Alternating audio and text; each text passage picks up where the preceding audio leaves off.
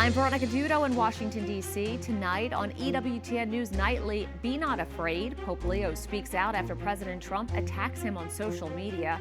Historic trip. The Holy Father arrives in Algeria, becoming the first pope to make an apostolic journey to the North African nation. Uncharted territory as Iran keeps blocking the Strait of Hormuz. The U.S. is now blocking Iranian ports, leading to questions: where do they go from here? Washington reacts. Congressional leaders warn of energy market volatility following failed peace talks and the start of the Hormuz blockade. These stories and more tonight. From EWTN, the Global Catholic Network, this is EWTN News Nightly.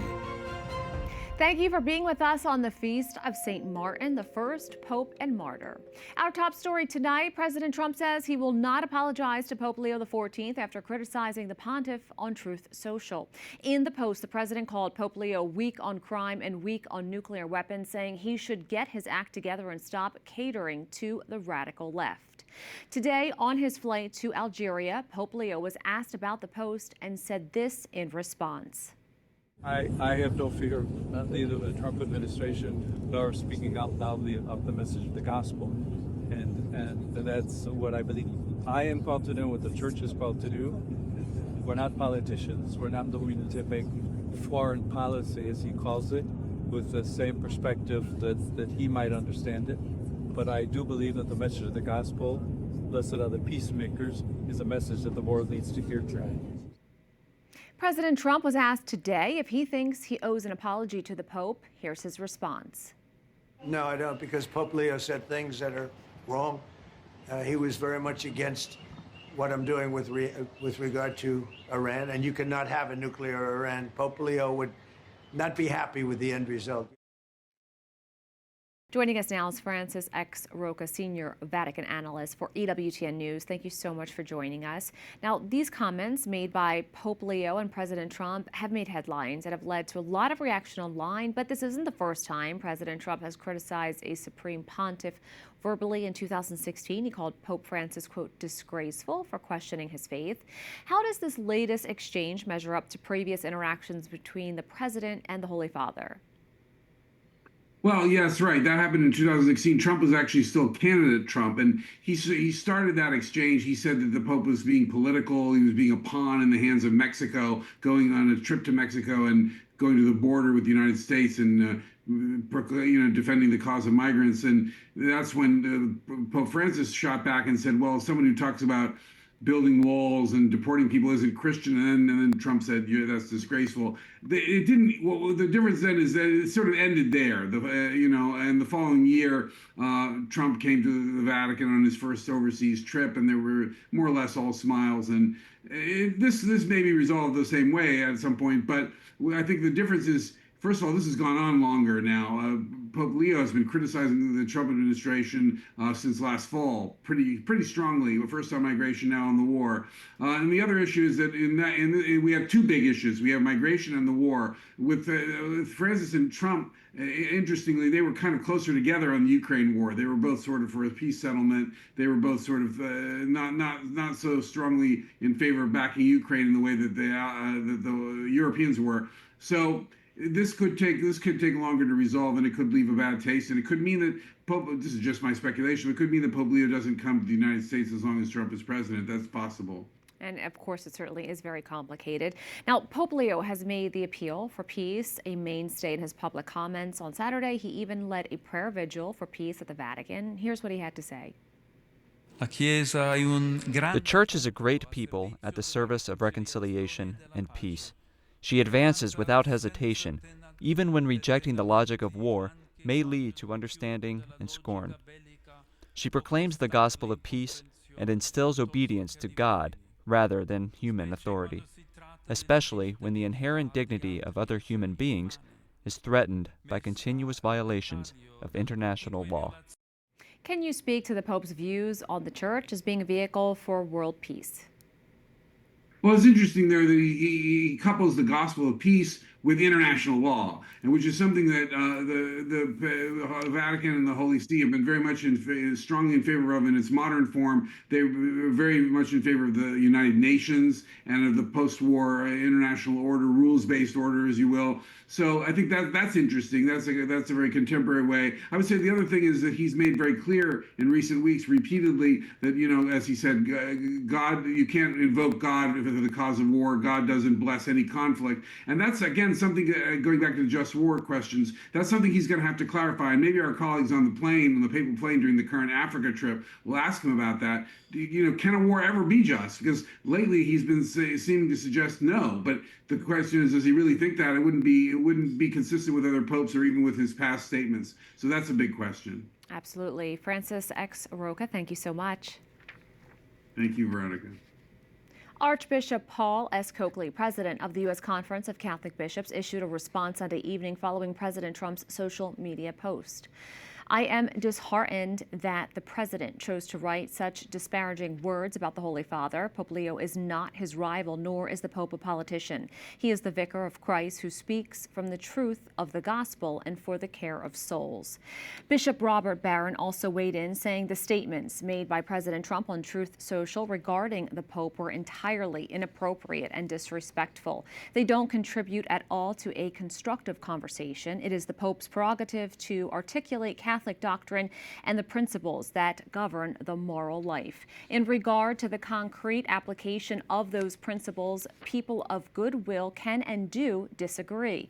I am very grateful for the many ways that the Trump administration has reached out to Catholics and other people of faith. It has been a high honor to serve on the Religious Liberty Commission. No president in my lifetime has shown a greater dedication to defending our first liberty. All that said, I think the president owes the Pope an apology. The Pope's main focus today was his apostolic trip to Africa, which began this morning in Algeria. It's the homeland of St. Augustine and a region where there are only a few thousand Catholics today in a country of 48 million Muslims. EWTN Vatican journalist Benedict Sedegren has more. Pope Leo XIV has begun his apostolic trip to Africa. Leaving Rome's Fiumicino airport this morning, the Holy Father set out on his third and longest journey yet, visiting Algeria, Cameroon, Angola, and Equatorial Guinea for 11 days. Welcome aboard. Aboard the papal flight, Pope Leo explained to journalists how his first stop in Algeria holds a personal significance for him, as the country is home to Annaba, the city formerly known as Hippo, where St. Augustine served as bishop in the 4th century. I am very happy to visit again the land of St. Augustine, who also offers a very important bridge in interreligious dialogue. It is truly a blessing for me personally, but also, I believe, for the Church and for the world, because we must always seek bridges to build peace and reconciliation. This journey, therefore, represents a truly precious opportunity to continue with the same voice and the same message, that we want to promote peace, reconciliation, and respect and consideration for all peoples.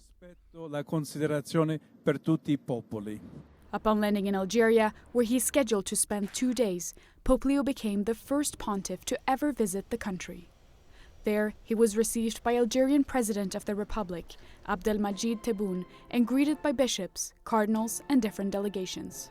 The Pope then traveled to the Martyrs' Memorial, Maqam et Shahid, which commemorates those who lost their lives in the Algerian War for Independence in 1954 to 1962. In a moment of silence, the Holy Father placed a wreath at the monument before addressing the people in the square. Algeria is a great country with a long history, rich in traditions, dating back to the time of St. Augustine and well before. It is also a painful history, marked by periods of violence. In this place, let us remember that God desires peace for every nation, a peace that is not merely an absence of conflict, but one that is an expression of justice and dignity. This peace, which allows us to face the future with a reconciled spirit, is possible only through forgiveness. Later, Pope Leo met with authorities, civil society, and the diplomatic corps, to whom he said that he comes as a pilgrim of peace, and praised the Algerian people for their culture of encounter and reconciliation. As a spiritual son of St. Augustine, I have already visited Annaba twice, in 2001 and 2013. I am grateful for the mysterious design of divine providence, which has arranged for me to return here as the successor of Peter. The profound religious sense of the Algerian people fosters a culture of encounter and reconciliation, of which my visit also seeks to be a sign. In a world full of conflicts and misunderstandings, let us meet and strive for mutual understanding, recognizing that we are one family. In the afternoon, the Pope visited the Great Mosque of Algiers, where he was received by its rector, Mohammed Mamoun al-Kazimi. After visiting the Augustinian missionary sisters in Algiers, the Pope ended his day at the Basilica of Our Lady of Africa to meet with the Algerian community. In a country where an estimated 98% of the population is Muslim and there are only about 100,000 Christians, Pope Leo's historic journey highlights a renewed appeal for peace, dialogue, and reconciliation. In Rome, Benedict Cedergren for EWTN News Nightly. We have a lot more still to come on EWTN News Nightly. Uncertain future. The current 2-week truce between U.S., Israel, and Iran expires on April 22nd. So what happens next? And Hungary's longtime prime minister out after 16 years with a new leader pushing for swift change.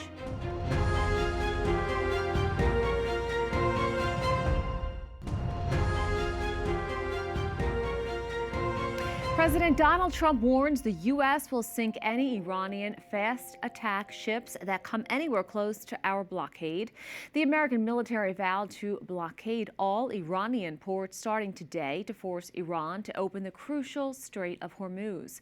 The move follows failed ceasefire talks between the U.S. and Iran that took place in Pakistan. The current 2-week truce expires on April 22nd. What happens next is unknown, but the threats from both sides keep coming. White House correspondent Owen Jensen reports. Owen. Veronica, good evening to you. President Donald Trump also says those Iranian fast attack ships would be eliminated in much the same way drug dealers on those vessels in the ocean have been killed by the U.S. Quick and brutal. President Donald Trump receives a McDonald's delivery from DoorDash and then holds a previously unscheduled news conference outside the Oval Office addressing the blockade. Right now we have a blockade. They're doing no business. I didn't like seeing boats come out if they were doing business with Iran, but if they weren't, no boats came out. So now Iran is doing absolutely no business, and we're going to keep it that way very easily. And the president warns, we can't let a country blackmail or extort the world, because that's what they're doing. They're really blackmailing the world. We're not going to let that happen. Overnight, the president posting the United States to blockade ships entering or exiting Iranian ports on April 13th at 10 a.m. Eastern Time. Iran issued threats of its own, saying security in the Persian Gulf and the Sea of Oman is either for everyone or for no one, and that no port in the region will be safe. Overseas, British Prime Minister Keir Starmer says world leaders will meet this week to push for a reopening of the Strait of Hormuz. He told lawmakers in the House of Commons the strait has been shamefully exploited by Iran. All of the leaders that I met were crystal clear that freedom of navigation is vital and must be restored. No conditions, no tolls, and no tolerance of Iran holding the world's economy to ransom. The blockade threat came after marathon U.S.-Iran ceasefire talks collapsed. Vice President J.D. Vance said the talks stalled after Iran refused to accept American terms on refraining from developing a nuclear weapon. Meanwhile, Iran's ambassador to India said Tehran is open to another round of talks with the United States if Washington refrains from making unlawful demands. We are ready for peace. We are ready for negotiation. And today, President Trump also told reporters about another new development.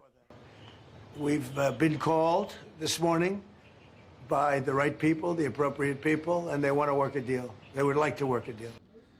President Trump also warned today that Iran wants to be a nuclear nation so they can exterminate the world. He says he is not going to let that happen. Veronica? Oh, and the president also told reporters today that the U.S. doesn't use or need the Strait of Hormuz? Well, that's right, Veronica. In fact, President Trump said that the U.S. has more oil and gas than Saudi Arabia and Russia combined. He also said more ships are coming here to the United States to fill up with oil. And he says just yesterday, 34 ships went through the Strait of Hormuz. Veronica, send it back to you. Thanks, Owen. Lawmakers on Capitol Hill are reacting to the failed talks and the U.S. blockade of the Strait of Hormuz. Some are concerned it could lead to a long-term spike in energy prices, while others caution the blockade is going to be a difficult task. Capitol Hill correspondent Eric Rosales explains why. Eric. Good evening, Veronica. The failure of negotiations to end the U.S. war with Iran has unleashed a barrage of partisan political responses.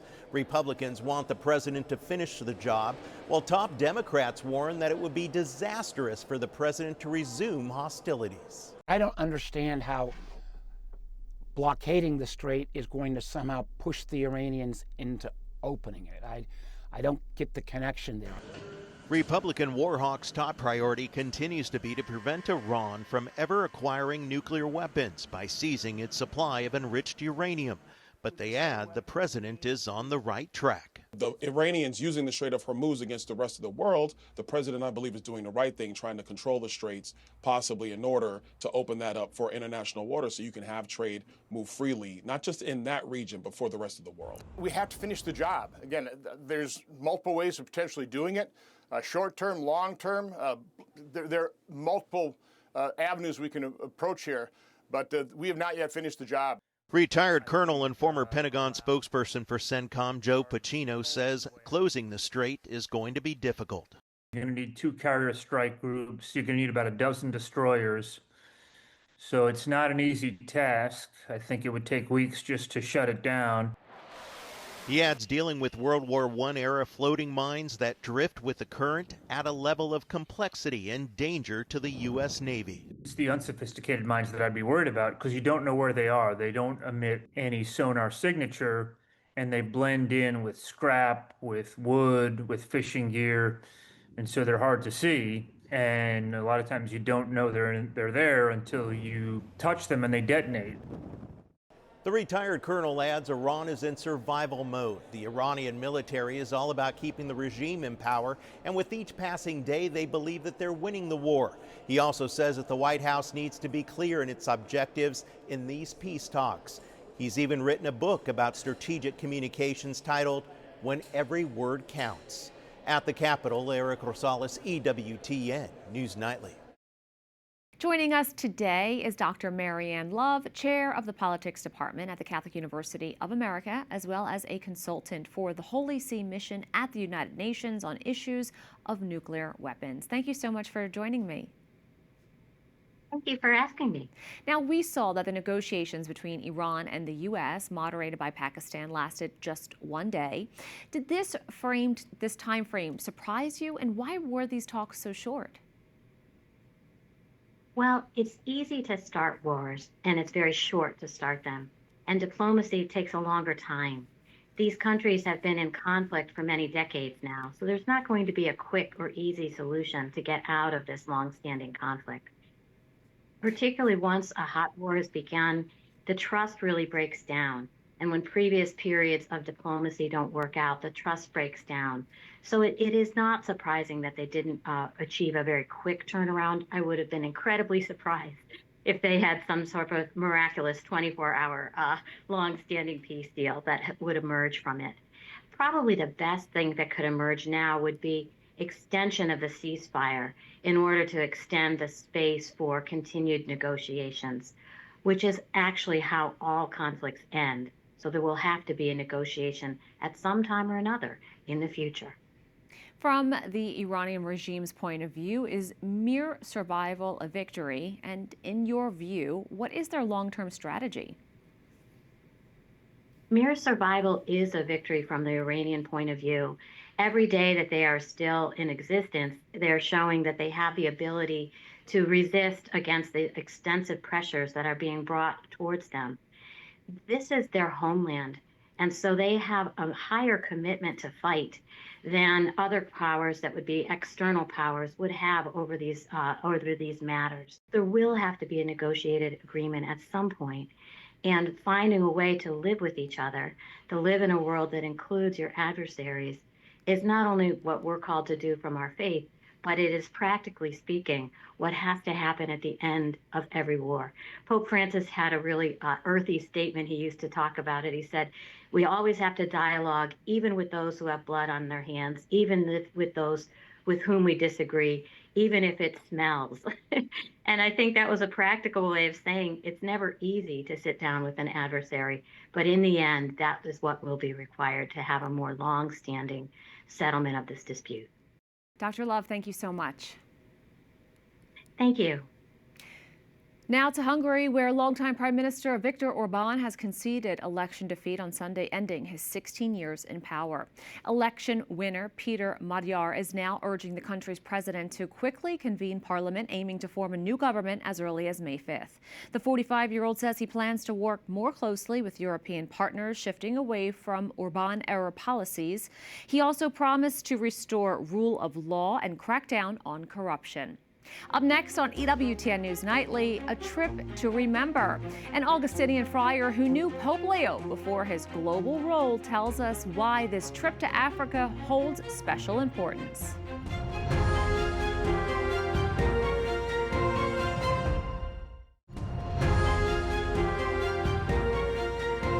The Pope is in Africa in an effort to build bridges in a divided world. He is working to merge ancient values with modern leadership while tackling the tough realities facing nations today. Father Art Porcaro is the interim vice president for mission and ministry of Villanova University and worked with the Holy Father for decades in Peru and Rome before he became Pope Leo XIV. Father Art, it's great to have you here with us. Now, you've spoken about the shared call to be bridge builders. How is Pope Leo's trip to Africa embodying this mission in a region marked by both deep faith and complex challenges? That's a good question. Thank you. Because as a person, by Prevost, before he was bishop, before he was cardinal, and before he became pope, in his personality, the basic essence of who he is Augustinian. And as an Augustinian, the idea is reach out to others, to be a bridge builder, to connect others, to work together for a harmonious life, a peaceful life. Now, as a fellow Villanova alumni, what moments from this trip do you think will best reflect Augustinian values in action on the global stage? The values which we try to promote here as an Augustinian institution were unity, based on charity, and a search together for truth. Those three values. And Leo is reaching out to people of other faiths, with a largely Muslim country, Algeria, and see how the people are such good people, and the opportunity to respect people and respect their choice of faith, expression of faith. And I see that's going to be an opportunity in all four places, all four countries where Pope Leo is reaching out, not looking for conversion, but looking for unity. The better world for all, that we all have something to offer, that nobody is worth less, that we're in this together. Can you talk a little bit about how Pope Leo will be walking in the same footsteps as St. Augustine? Sure. In fact, I was in Mass today, I reached out to the people, reminding them that the Confessions, Augustine returned to Africa. He joined around himself those who were interested in living a more intense life together, to be an example in the world of how we can support one another. And here is Pope Leo going to the place where Augustine was bishop for almost 40 years of his life and preached in word and deed. It was a port city, still is a port city, and a diverse population. So here he is going first there, enjoying the spiritual nourishment of going to the Basilica of Peace, which overlooks the ruins of Hippo, where Augustine presided as bishop, and then go on to other countries to reach out to other people and encourage bridge building, that we can do this better together. We need a more peaceful, a more respectful world. Father Art Porcaro, thank you so much for your reflections and, of course, your insights. My pleasure. Thank you for having me. You can follow the Pope's journey in Africa right here on EWTN. Watch our website at EWTN.com or our YouTube page at EWTN.com/EWTN News. And of course, we'll have daily reports right here on News Nightly.